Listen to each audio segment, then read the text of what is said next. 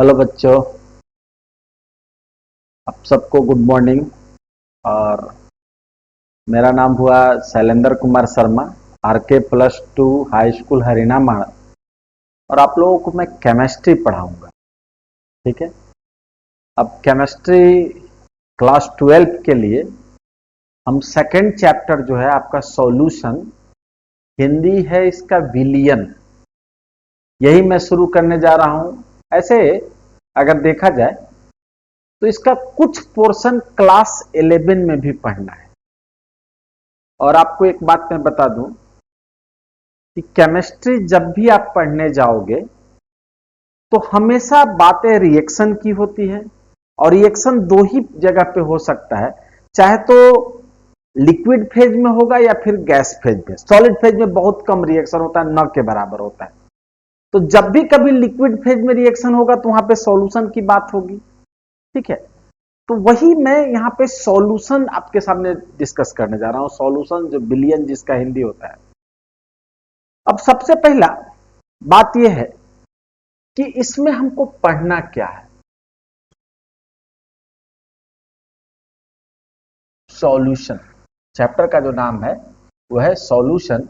हिंदी अगर इसका देखा जाए तो विलियन। हिंदी जो है इसका क्या है? विलियन। अब सबसे पहला तो क्वेश्चन ये आएगा कि सर सॉल्यूशन कहेंगे किसको? ठीक है। तो देखिए, सॉल्यूशन से आप सब लोग परिचित हो।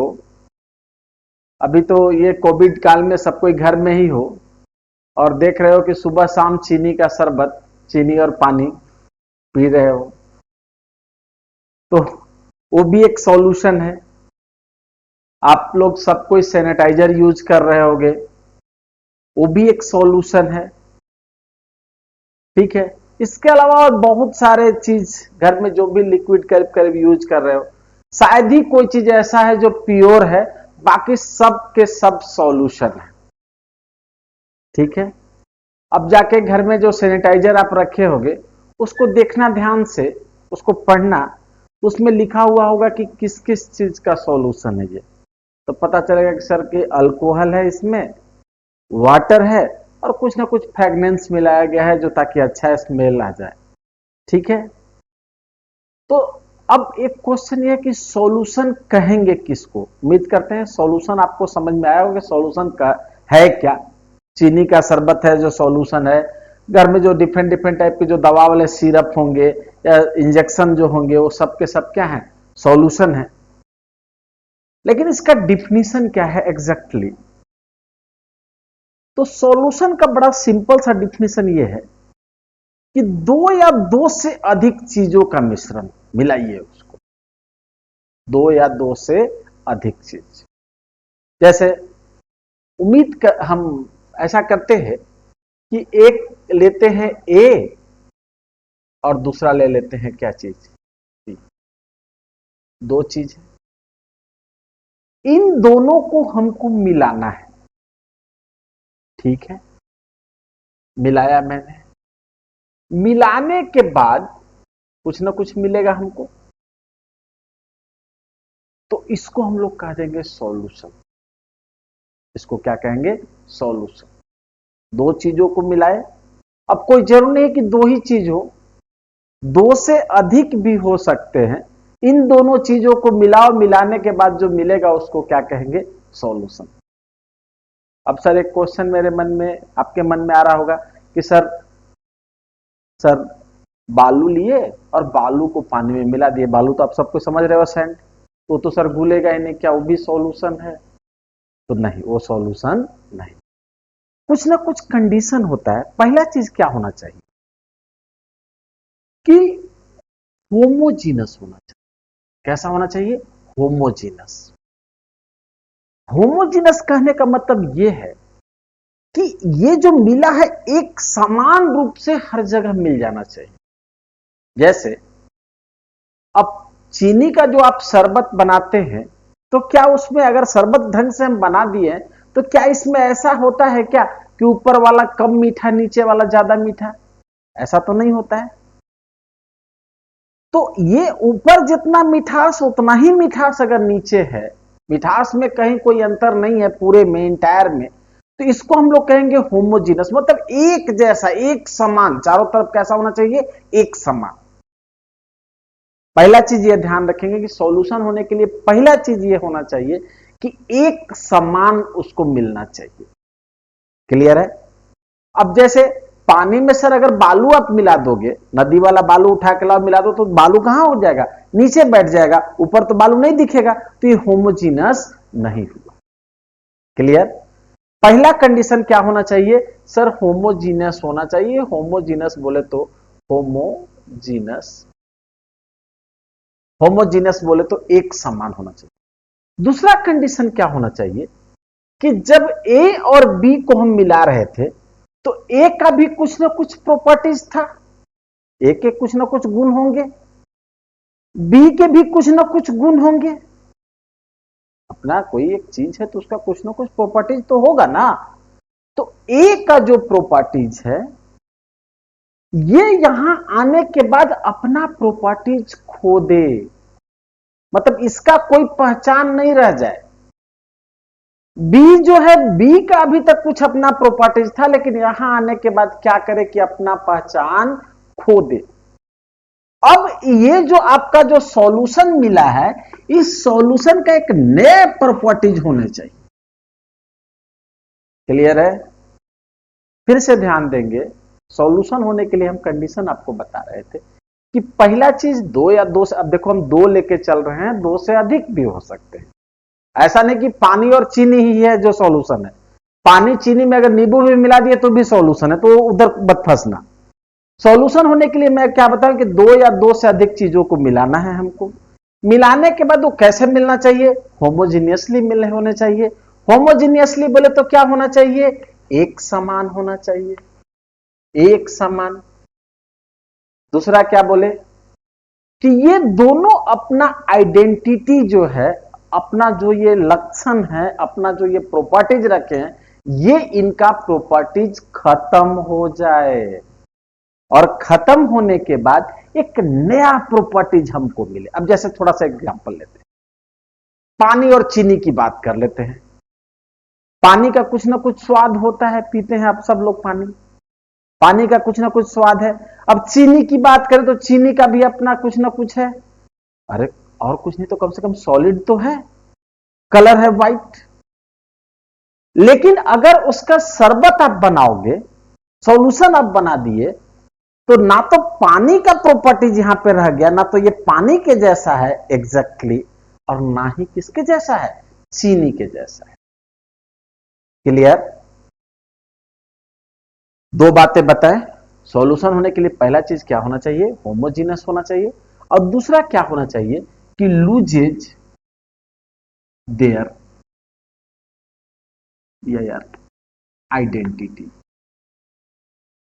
आइडेंटिटीज, लूजेज देयर आइडेंटिटीज, अपना आइडेंटिटीज को क्या करना होगा, खो देना होगा। मतलब इसका एक क्या होना चाहिए कि नया रूप होना चाहिए, नया रूप, आई डोंट नो रूप ऐसी होता है, नया रूप होना चाहिए। ठीक है? तीसरा, और यह भी इंपॉर्टेंट है कि इसको आसानी से अलग हम लोग नहीं कर सकते। अगर सॉल्यूशन बन गया तो यह नहीं है कि आसानी से क्या हो जाए, एक दूसरे से अलग हो जाए, मतलब सिंपल मेथड से हम इसको अलग नहीं कर सके। अब ऐसा नहीं, अब सर मेथड एक से एक है, आप पढ़े होगे क्लास 11th अगर पढ़ोगे तो वहां पे डिफरेंट डिफरेंट मेथड पढ़ोगे, फ्रैक्शनल डिस्टिलेशन है, सेपरेशन के अलग अलग मेथड है, क्रोमेटोग्राफी एंड क्या क्या। तो इसको हम लोग आसानी से ही नहीं कि चुन चुन के अलग कर दिए। जैसे अब चावल में कंकड़ मिला हुआ है तो कहोगे सर सॉल्यूशन है, हम कहें नहीं सॉल्यूशन नहीं है। क्यों नहीं है? तो भैया उठाए कंकड़, उठा उठा के फेंक दिए, क्या सॉल्यूशन हो गया क्या? नहीं। हाँ, लेकिन यही पानी में चीनी मिला दो तो क्या उठा उठा के फेंक सकते हो क्या चीनी? नहीं ना। तो सॉल्यूशन होने के लिए तीन चीज होना चाहिए। पहला चीज, दो या दो से अधिक चीजों को मिलाइए। अब मिलाने के बाद देखिए कि ये तीनों चीजों को फुलफिल कर रहा है कि नहीं, तीनों अपने ये तीन जो कसौटी है इस पे खरा उतर रहा है कि नहीं। पहला चीज होमोजीनियस होना चाहिए, होमोजीनियस कहने का मतलब एक समान, जैसा ऊपर वैसा नीचे। क्लियर। दूसरा क्या होना चाहिए कि ना तो इनका गुण ना ही इनका गुण, बल्कि एक नया गुण होना चाहिए। ठीक है। और तीसरा क्या होना चाहिए कि इसको हम आसानी से अलग नहीं कर सकते। क्लियर है। चलिए आगे बढ़ जाएं। अब देखिए सॉल्यूशन से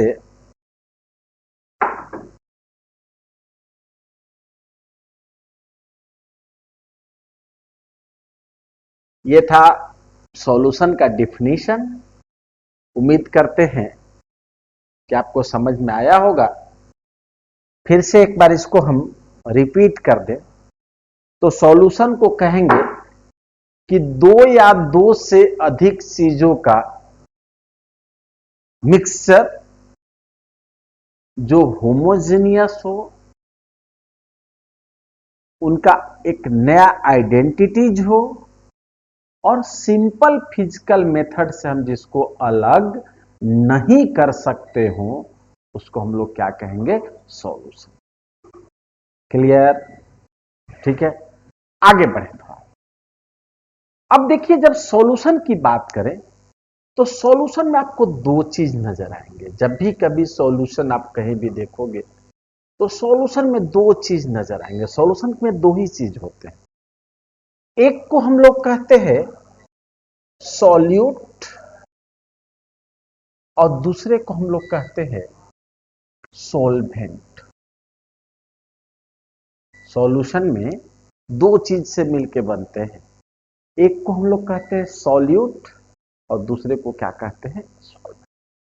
सॉल्यूट का हिंदी विलेय होता है।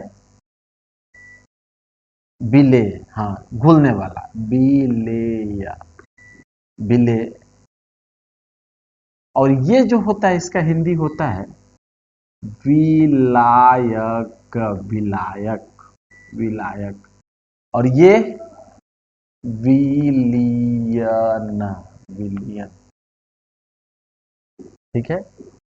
तो खैर हिंदी ऐसा क्या है कि हिंदी में कुछ बहुत कुछ नहीं रखा है या कोई भी लैंग्वेज में नहीं रखा है। विलेय और सॉल्यूट और सॉल्वेंट। देखो सॉल्यूट और सॉल्वेंट किसको कहेंगे, सॉल्यूशन में दो चीज होंगे, एक सॉल्यूट होगा और दूसरा क्या होगा, सॉल्वेंट। सॉल्यूट किसको कहेंगे, जो बड़ा सिंपल सा इसका है पहचानने का तरीका। देखो छोटा है ये, 1 2 3 4 5 6, 1 2 3 4 5 6 7 बड़ा है। तो ये हमेशा ज्यादा होगा, मोर अमाउंट में होगा, मोर। और ये हमेशा क्या होगा, लेस। क्लियर है।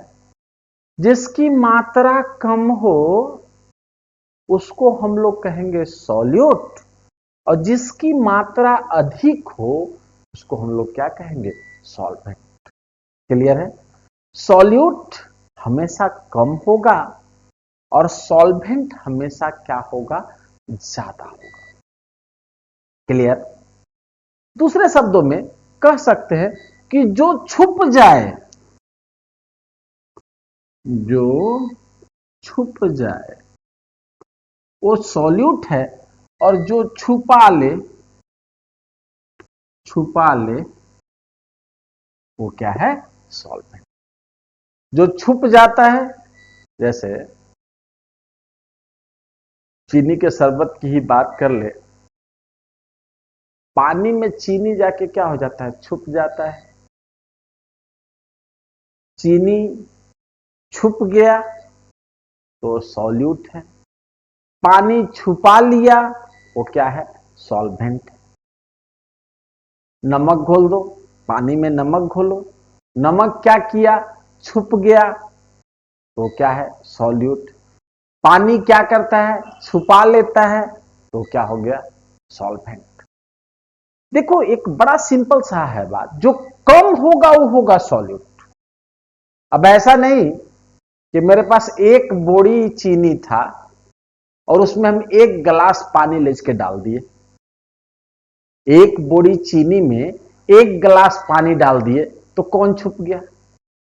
पानी छुप गया। तो वहां पे पानी क्या हो जाएगा? सॉल्यूट, और चीनी क्या हो जाएगा? सॉल्वेंट।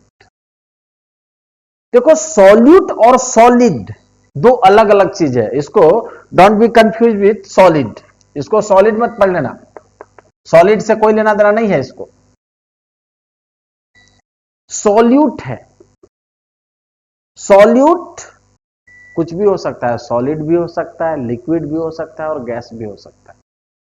सॉलिड अलग चीज है, ये हम सॉल्यूट बोल रहे हैं। सॉल्यूट का सिंपल सा ये यहां पे मतलब है कि जो छुप जाए, जो कम मात्रा में हो, सॉलिड सॉल्यूट, और जो छुपा ले, जो ज्यादा मात्रा में हो, उसको क्या कहेंगे? सॉल्वेंट। अब पानी और चीनी का शरबत बनाया हो तो पानी छुपा लेता है तो सॉल्वेंट है, चीनी छुप जाता है तो सॉल्यूट है। क्लियर? अगर यही हमारे पास चीनी बहुत ज्यादा है, शादी के लिए आया था एक बोरा चीनी, और उसमें एक बच्चा एक गिलास पानी डाल दिया तो वहां पे पानी छुप गया और चीनी क्या किया? छुपा लिया। तो चीनी वहां पे सॉल्वेंट होगा और पानी क्या होगा? सॉल्यूट होगा। क्लियर? सिंपल सा ये बांटने का एक तरीका ये है कि जो कम मात्रा में हो सॉल्यूट, ज्यादा मात्रा में हो सॉल्वेंट। एक तरीका ये भी है, कुछ लोग ऐसा भी कुछ बुक वाले बांटते हैं कि फिजिकल स्टेट देखते हैं। जैसे मैंने चीनी ले लिया और पानी ले लिया, दो चीज लिया, दोनों को मिला के देखा, चीनी सॉलिड था, ये लिक्विड था। पानी लिक्विड होता है ना, मिलाए, मिलाने के बाद देखे कि लिक्विड बना, तो लिक्विड बना तो ये सॉल्वेंट था। अगर मिलाने के बाद सॉलिड बनता तो कहते कि ये जो फिजिकल स्टेट है, जिसका फिजिकल स्टेट को ऑब्टेन करे। समझ रहे हैं ये बात? चीनी, फिर से सुनेंगे, चीनी जो था वो क्या है? सॉलिड है, और पानी क्या है? लिक्विड है। दोनों को मिलाइए। शरबत बनाने में क्या करते हैं हम लोग? शरबत देखते हो, शरबत आपको लिक्विड के फॉर्म में मिलता है, तो जिस फॉर्म में, जिस फिजिकल स्टेट में हमको प्राप्त हो, वो सॉल्वेंट होता है। चीनी सॉलिड था, उसमें तो नहीं मिला हमको, पानी के फॉर्म में मिला, लिक्विड के फॉर्म में मिला, तो लिक्विड वाला क्या था? सॉल्वेंट। एक और बचा सो क्या था? सॉल्यूट। क्लियर? क्लियर है? यहां आगे बढ़ते हैं। अब जैसे सॉल्यूट सॉल्वेंट में आगे बढ़े, कि जैसे कहीं पे लिखा हुआ है,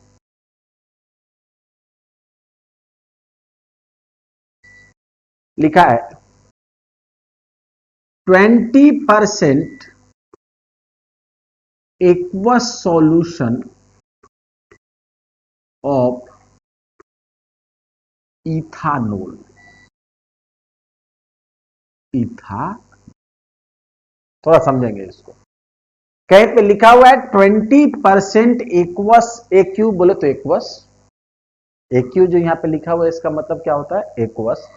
20% एक्वस सॉल्यूशन ऑफ इथानोल।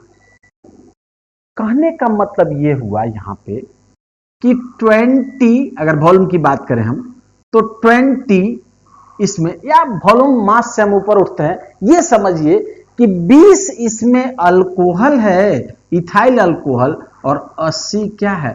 पानी है। 80 पानी है और 20 क्या है?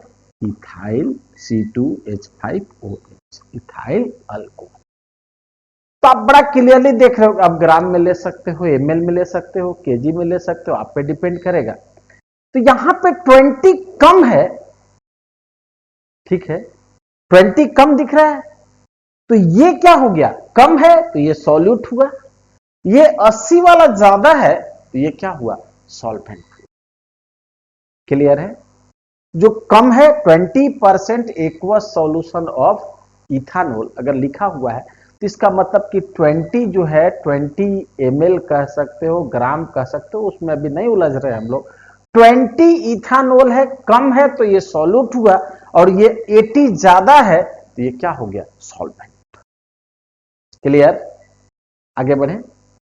अब कहीं पे लिखा हुआ है, इसी को थोड़ा हम चेंज करें, देखेंगे आप, 80% एक्वस सॉल्यूशन ऑफ इथानोल।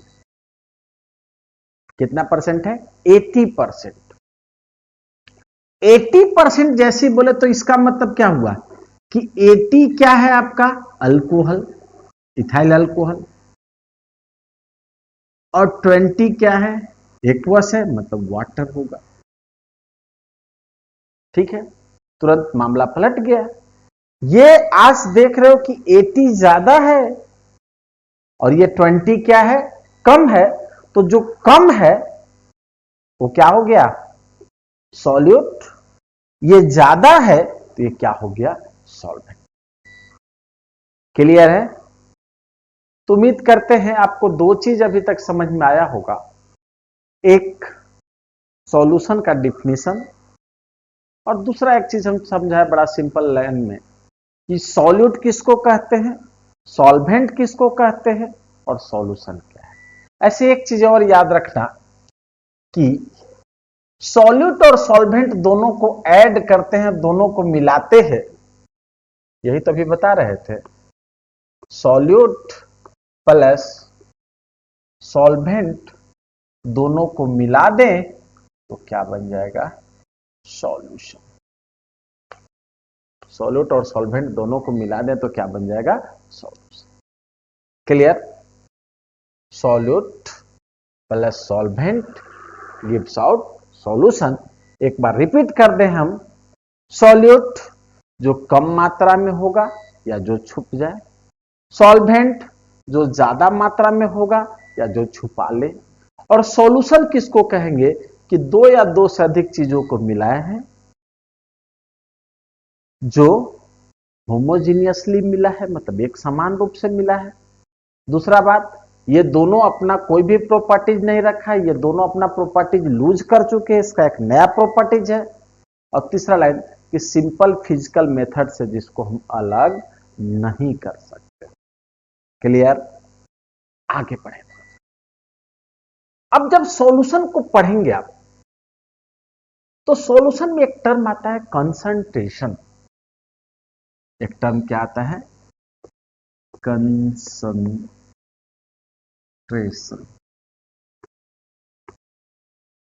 ये बहुत इंपॉर्टेंट है एग्जाम पॉइंट ऑफ व्यू से।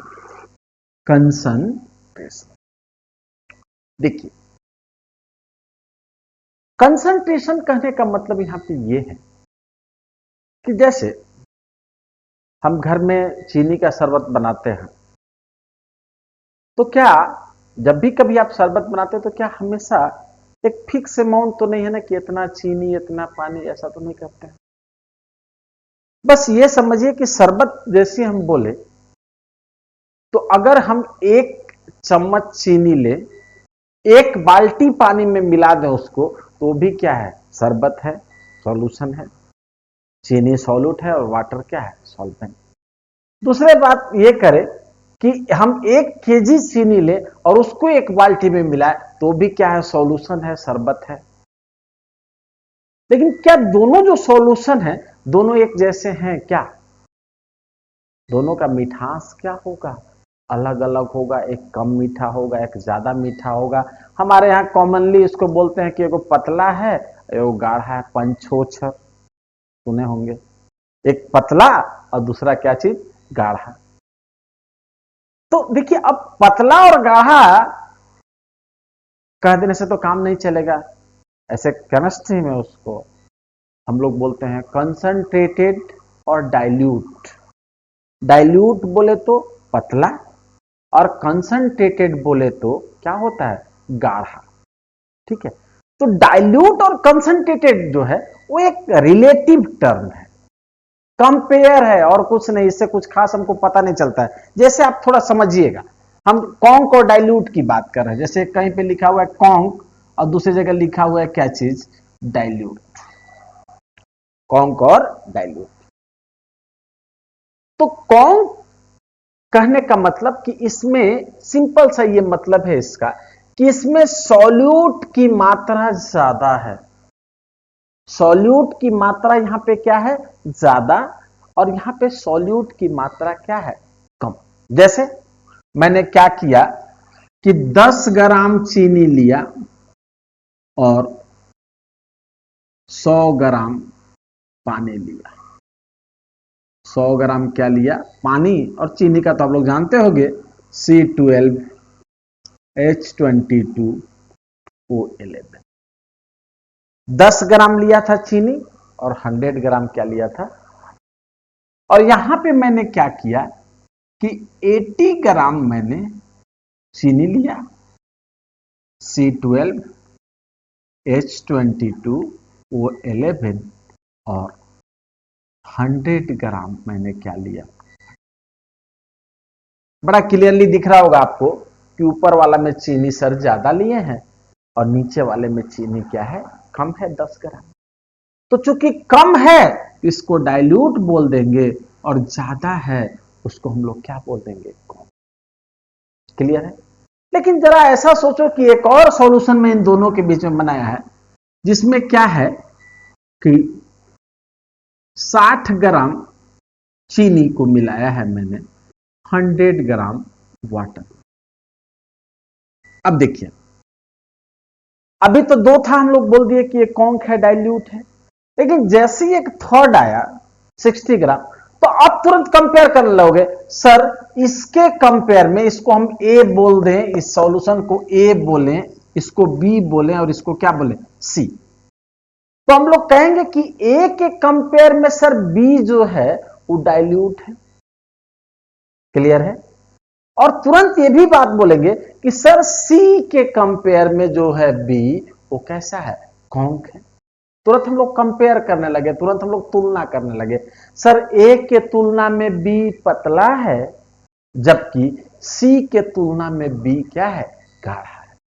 तो ऐसा नहीं है कि कोई एक सॉल्यूशन आपके सामने हम रख दें, कोई एक सॉल्यूशन दे दे और आपसे पूछ दे कि ये कॉन्क है कि डाइल्यूट, तब आप कुछ नहीं बता पाओगे। अब बताना भी नहीं चाहिए, क्योंकि जैसी कॉन्क और डाइल्यूट की हम बात करते हैं, तो कॉन्क और डाइल्यूट जो है वो कंपेयर करते हैं, इसके कंपेयर में ये पतला है और इसके कंपेयर में ये क्या है, गाढ़ा है। क्लियर है। तो कॉन्क और डाइल्यूट की बात हो गई। तो कंसंट्रेशन में एक कॉन्क और डाइल्यूट भी रिलेटिव है, ऐसे बाकी और कोई रिलेटिव नहीं, वहां पे एग्जैक्ट हमको इंफॉर्मेशन मिलेगा। क्वांटिटी की बात करेंगे, क्वालिटी की बात कर रहा था, क्वालिटेटिव इंफॉर्मेशन है। क्वालिटी बताया कि इसके कंपेयर में ये पतला है, इसके कंपेयर में ये गाढ़ा है। हम जो देखेंगे यहां पे रियली हमको पढ़ना है, वो हम लोग को क्वांटिटी की बात करना है, जिसमें बहुत सारे टर्म होंगे। मोटे तौर पे देखा जाए तो इसको दो भागों में फिर से हम कंसंट्रेशन को बांटेंगे। सबसे पहले कंसंट्रेशन मतलब ये समझिएगा, कंसंट्रेशन आपको ये इंफॉर्मेशन देगा, आपको ये बताएगा कि जो सॉल्यूशन है उसमें सॉल्यूट कितना मिला हुआ है। क्लियर है। जो सॉल्यूशन आपको दिया गया उसमें सॉल्यूट कितना है ये बताए, जो उसको हम लोग क्या कहते हैं, कंसंट्रेशन। अगर किसी भी सॉल्यूशन का आपको कंसंट्रेशन दिया हुआ है, कोई सॉल्यूशन है जिसका कंसंट्रेशन आपको पता है, तो कंसंट्रेशन से आप ये इंफॉर्मेशन ले सकते हैं कि उसमें सॉल्यूट का अमाउंट कितना है और सॉल्वेंट का अमाउंट कितना। क्लियर है। अब कंसंट्रेशन को दो तरह से मोटे तौर पे बांट सकते हैं। पहला मास वाले टर्म में, पहला क्या होगा, मास, और दूसरा क्या होगा। कंसंट्रेशन को दो ढंग से रिप्रेजेंट करते हैं जनरली।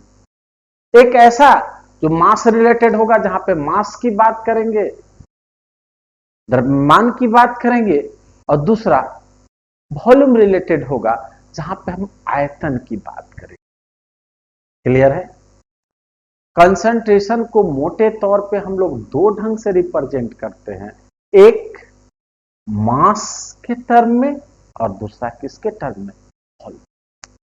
अब देखो दोनों में एक बहुत बड़ा अंतर है, मास वाला और वॉल्यूम। सर आप सबको पता है कि वॉल्यूम जो है टेम्परेचर पे डिपेंड करता है।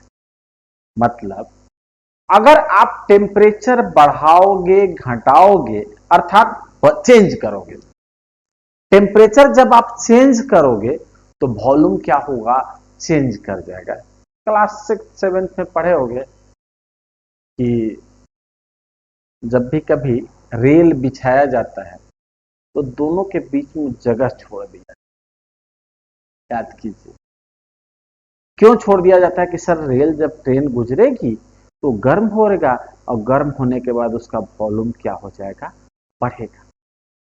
क्लियर है? तो ये याद रखेंगे आप कि वॉल्यूम जो है वो टेम्परेचर डिपेंडेंट टर्म है। टेम्परेचर डिपेंडेंट कहने का मतलब ये हुआ कि टेम्परेचर आप चेंज करोगे तो वॉल्यूम क्या हो जाएगा, चेंज कर जाएगा। क्लियर है? टेम्परेचर चेंज करेंगे तो वॉल्यूम क्या करेगा, चेंज। और सर जब वॉल्यूम चेंज करेगा, अब ये हम नहीं करेंगे वॉल्यूम बढ़ेगा कि घटेगा, वो सिचुएशनल होगा, कंडीशनल होगा। लेकिन इतना तो क्लियर है कि ये जो वॉल्यूम से जो जुड़ा हुआ टर्म होगा, वॉल्यूम से रिलेटेड जो कंसंट्रेशन होगा, वो टेम्परेचर चेंज करने के बाद इसका वैल्यू जो है वो चेंज कर जाएगा। क्लियर है? सर टेम्परेचर जब चेंज करेंगे तो वॉल्यूम चेंज कर जाएगा, और जिस कंसंट्रेशन टर्म में वॉल्यूम होगा, ऑब्वियस सा बात है कि उसका कंसंट्रेशन भी क्या हो जाएगा, चेंज कर जाएगा। जाड़ा के दिन में कुछ और कंसंट्रेशन, गर्मी के दिन में कुछ और कंसंट्रेशन। आप तो पलामू में हैं, ठीक है, यहाँ तो हर दिन चेंज करते हैं। क्लियर? तो वॉल्यूम वाले का एक सबसे बड़ा डिमेरिट ये है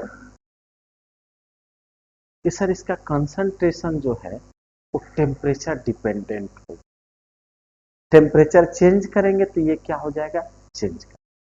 मास वाले में बहुत अच्छा है कि मास वाले में ये टेम्परेचर डिपेंडेंट नहीं होगा, क्योंकि 1 kg अगर कुछ है, टेम्परेचर कुछ भी कर दे तो 1 ही kg रहे। सामान्यतः जो आप कर सकते हैं, हम जो कर सकते हैं, अगर क्लियर है, मास वाला जो भी टर्म होगा कंसंट्रेशन, जिसमें मास की बात सिर्फ होगी, वो टेम्परेचर पर डिपेंड नहीं करेगा। अर्थात टेम्परेचर चेंज करने के बाद भी उसमें कोई चेंजिंग नहीं होगा। क्लियर है? जबकि वॉल्यूम टर्म वाले जो कंसंट्रेशन होंगे, वो टेम्परेचर चेंज करोगे ना तो वॉल्यूम चेंज करेगा, और वॉल्यूम चेंज करेंगे तो कंसंट्रेशन क्या होगा, चेंज करेगा। क्लियर है? तो कंसंट्रेशन, अब देखिए कंसंट्रेशन क्या है, सो पता है आपको। कंसंट्रेशन बोले तो किस अमाउंट में सॉल्यूट, किसी सॉल्यूशन में कितना सॉल्यूट मिला हुआ है, उसी को हम लोग क्या कहते हैं, कंसंट्रेशन। क्लियर? अब कंसंट्रेशन को रिप्रेजेंट करने का देखो, एक तो क्वांटिटी की, क्वालिटी की बात हो गई, डाइल्यूट कौन, पतला गाढ़ा, खत्म किए। उसके बाद याद रखना कंपैरेटिव टर्म है, बहुत ज्यादा यूजफुल नहीं है, लेकिन हाँ यूज करते हैं। कौन H2SO4 सॉल्यूशन पढ़ेंगे इधर, कभी देखेंगे। डाइल्यूट, जब रिएक्शन पढ़ोगे तो वहां डाइल्यूट एसिड, पॉन्क एसिड यूज करते हैं हम लोग। लेकिन हम लोग जो आज देखने वाले हैं कंसंट्रेशन, कंसंट्रेशन को दो ढंग से रिप्रेजेंट कर सकते हैं, मास के टर्म में और दूसरा किसके टर्म में, वॉल्यूम के टर्म में। वॉल्यूम के टर्म वाले का डिमेरिट है कि टेम्परेचर चेंज करेंगे तो चेंज कर जाएगा। मास के टर्म वाले में एक मेरिट है कि टेम्परेचर से डिपेंड, टेम्परेचर पे निर्भर नहीं करेगा, टेम्परेचर डिपेंडेंट नहीं। हाँ लेकिन एक बात अगर देखा जाए तो सर कहोगे सर ये वॉल्यूम वाला तो फिर लाया क्यों सर टेम्परेचर वाला, जब टेम्परेचर पे डिपेंड कर रहा था तो वॉल्यूम आया क्यों? सर वॉल्यूम मेजर करना केमिस्ट्री में बहुत आसान होता है। आप सबके लैब में और कुछ नहीं होगा, चाहे नहीं बीकर जरूर होगा, बीकर से बड़ी आसानी से आप वॉल्यूम देख सकते हैं कि 10 ml, 20 ml, 30 ml। लेकिन मास, मास मेजर करना केमिस्ट्री लैब में आसान नहीं है। ठीक है? आप जितने लोग केमिस्ट्री लैब में गए होंगे, शायद कोई स्टूडेंट होंगे जिनको मास मेजर करने आता होगा, जो आपके लैब में होगा। तराजू देखे होंगे, बड़ी मुश्किल है, लेकिन वॉल्यूम बड़ी आसानी से हम लोग मेजर कर सकते हैं, बीकर में लिए, डन डन डन। क्लियर है? तो दोनों के अपने अपने मायने हैं, अपने अपने फायदे। आगे बढ़े। अब मास वाले में देखोगे तरह तरह की चीजें होंगे, लेकिन मुख्य रूप से जो क्लास 12 में पढ़ना है उसकी हम चर्चा करते हैं, जिसमें एक को देखेंगे हम लोग। जैसे मास वाले की बात करते हैं, इधर हम लोग किसको लिखे हैं, मास, W/W%, W/W%। Weight by weight percent. इधर वॉल्यूम वाले में देखोगे W बाई भी परसेंट।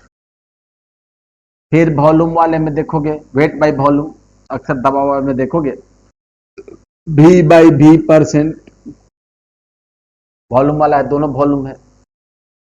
यहां पे एक चीज आएगा मोल फ्रैक्शन, पढ़ेंगे इसको, बहुत इंपॉर्टेंट, मोल फ्रैक्शन। फिर एक आएगा मोलालिटी, मोलालिटी। फिर एक आएगा इधर मोलारिटी,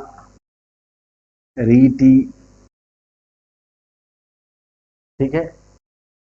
इसके अलावा और बहुत सारे हैं, जैसे नॉर्मालिटी हो गया, पीपीएम हो गया, ठीक है, परसेंटेज प्रूफ, नॉर्मालिटी, फॉर्मालिटी, बहुत सारे हैं, लेकिन आपके सिलेबस में बहुत कम है।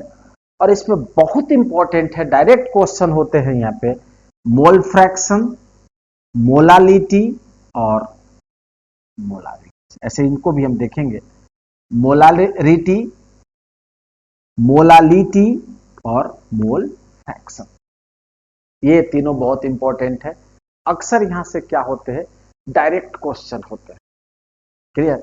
ये जितना भी देखो, W बाई W परसेंट की बात करें, मोल फ्रैक्शन की बात करें, मोलालिटी की बात करें, वेट बाई वॉल्यूम परसेंटेज की बात करें, वॉल्यूम बाई वॉल्यूम परसेंटेज की बात करें, मोलारिटी की बात करें, ये सब के सब का बस एक ही उद्देश्य है कि सॉल्यूशन में कितना सॉल्यूट है और कितना सॉल्वेंट है, यही बताना है और कुछ नहीं। Molality, molarity, mole fraction, W by W percent, W by V percent, normality, ppm, PPB, percentage proof, अलग अलग ढंग के आते रहेंगे, ठीक है। लेकिन सबका सब कंसंट्रेशन है और सबका बस एक ही उद्देश्य है कि किसी सॉल्यूशन में यह बताना कि उसमें सॉल्यूट का अमाउंट क्या है। क्लियर। ये हम लोग अब इसके बाद अगले क्लास में एक एक करके देखेंगे, जिसमें बहुत इंपॉर्टेंट है और आसान है, मोलालिटी। अगले क्लास में जो हम लोग देखेंगे वो क्या होगा, मोलालिटी। याद रखिएगा, यहां से डायरेक्ट क्वेश्चन होते हैं। अगर बोर्ड लेवल की बात करें तो आपको डायरेक्ट क्वेश्चन दिख जाएंगे, और अगर by the way JEE Mains या नीट लेवल की बात करें तो थोड़ा इसको यूज कराया जाता है, इसको यूज करा के आपसे क्वेश्चन बनवाया जाएगा। क्लियर है। उम्मीद करते हैं कि आप सबको ये अच्छा लगा होगा, ठीक है। फिर हम लोग मिलेंगे और देखेंगे मोलालिटी। Thank you.